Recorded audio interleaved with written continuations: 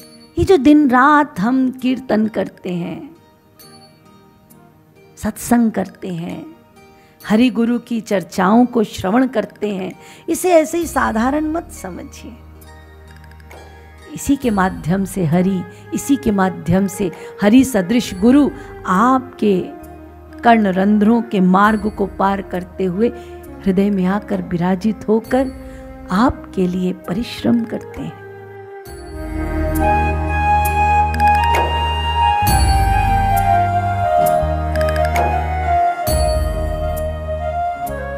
कि जैसे शीतकालीन ऋतु में जल शीतल एवं स्वच्छ हो जाता है, ऐसे ही भगवान अपनी कथा, अपनी गुणावली, नाम के माध्यम से साधक के कर्णों में प्रविष्ट होकर उसके हृदय को स्वच्छ कर देते हैं। एक महात्मा अपने 2-4 शिष्यों को लेकर अपने एक अनुयायी के घर पहुंचे। देखा तो ताला लगा था।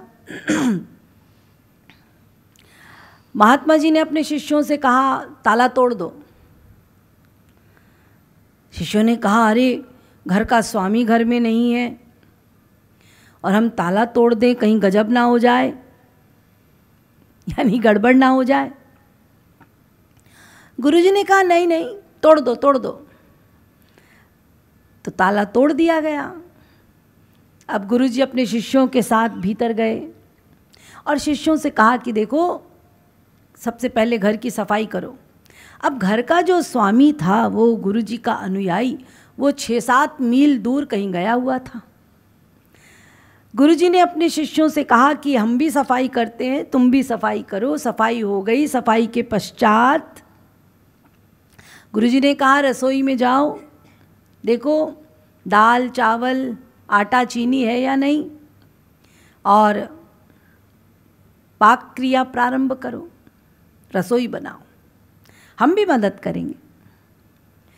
अब जब रसोई बन गई तो गुरुजी ने अपने शिष्य से कहा, एक शिष्य से, कि जाओ उस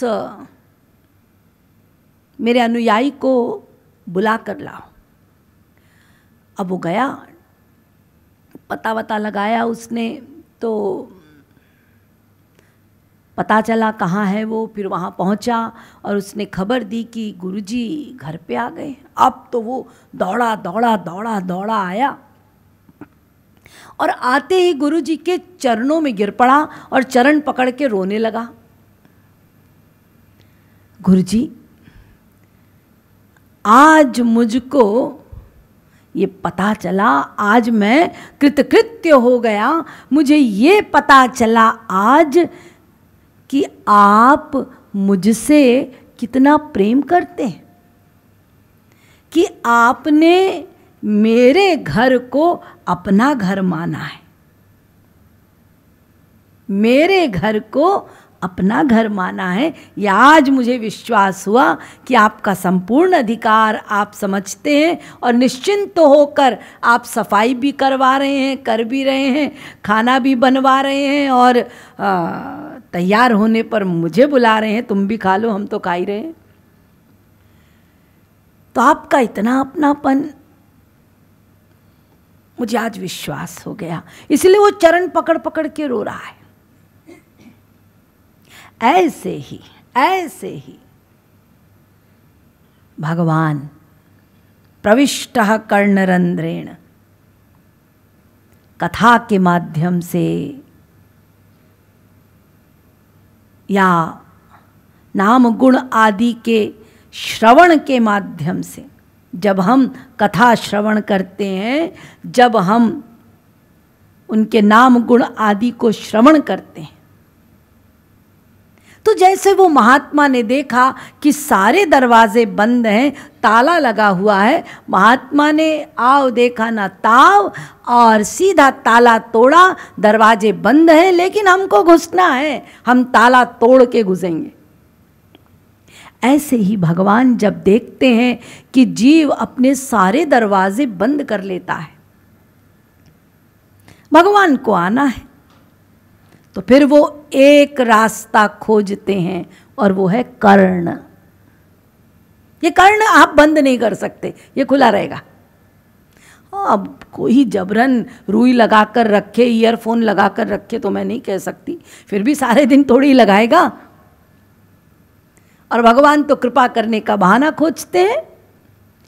तो प्रविष्टः कर्णरंध्रेण,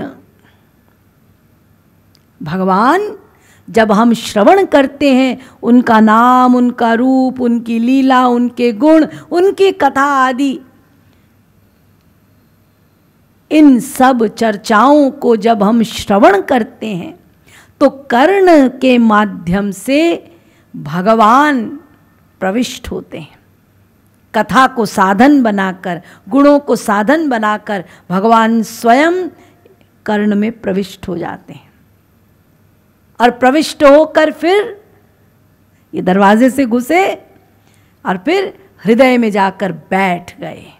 इसके पश्चात स्वयं भगवान धुनोति शमलम कृष्ण, स्वयं हृदय में बैठकर उस साधक के हृदय को स्वच्छ करते हैं, चित्त का मार्जन करते हैं, उसको पवित्रता प्रदान करते हैं, उसको निर्मलता प्रदान करते हैं। और जब जीव ये रियलाइज करता है कि मुझ में पवित्रता आ रही है, मेरा चित्त स्वच्छ हो रहा है, मुझ में अच्छे गुण दिखाई पड़ रहे हैं, मेरा मन निर्मल हो रहा है, जब उसको रियलाइज होता है तब वो फिर भगवान के चरणों को पकड़ पकड़ के रोता है, क्रंदन करता है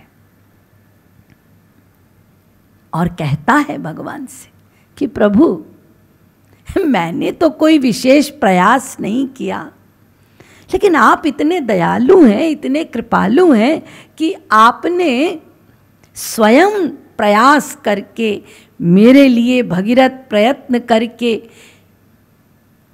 और कीर्तन सत्संग आदि के माध्यम से मेरे कर्ण में प्रविष्ट होकर हृदय में पहुंचकर मेरे चित्त को आपने स्वच्छ किया है, पवित्र किया है। इसीलिए जिस कार्य को आपने किया है और मेरा निर्माण किया है, तो इसका श्रेय मैं कैसे ले सकता हूं? इसलिए वो रोता है, इसका श्रेय मैं कैसे ले सकता? और वो रुदन कर करके कहता है कि जो आपने मुझे बनाया है वो अपनी ताकत से बनाया है, अपनी दया कृपा से बनाया है, इसीलिए मुझे ऐसी भक्ति प्रदान करो कि मैं स्वयं तुम्हारा भोग्य बनूं, भोग्यार्थम। मेरी वाणी में यदि विशेषता है तो उसे सुनकर भगवान प्रसन्न हो, मेरे ललाट में यदि चमक है तो उसे देखकर भगवान प्रसन्न हो। यानी मेरी किसी भी प्रकार की क्रिया, कैसी भी मनोवृत्ति, वो ऐसी होनी चाहिए जिससे भगवान प्रसन्न हो। ये भक्ति चाहिए।